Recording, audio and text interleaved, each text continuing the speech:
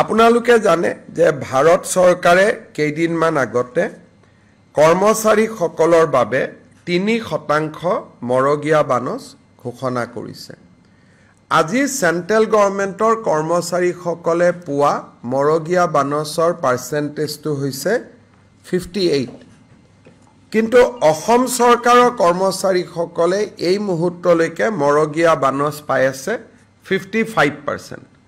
ৰাজ্য চৰকাৰে ডিএ আৰু ডিআৰ পেঞ্চনাৰসকলৰ বাবে আৰু চাকৰিয়াৰসকলৰ বাবে মৰগীয়া বানচ আজি 55%ৰ পৰা 58%লৈকে বৃদ্ধি কৰে।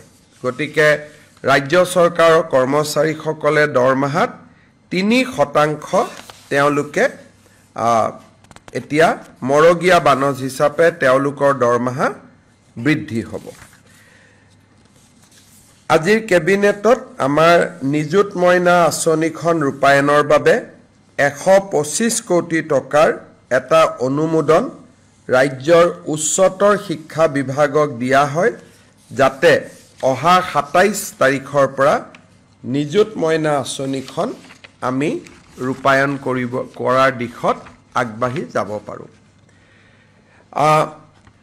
যিকোনো খবৰৰ বাবে যোগাযোগ কৰক 7099017330 লগতে 7099017110 নম্বৰত।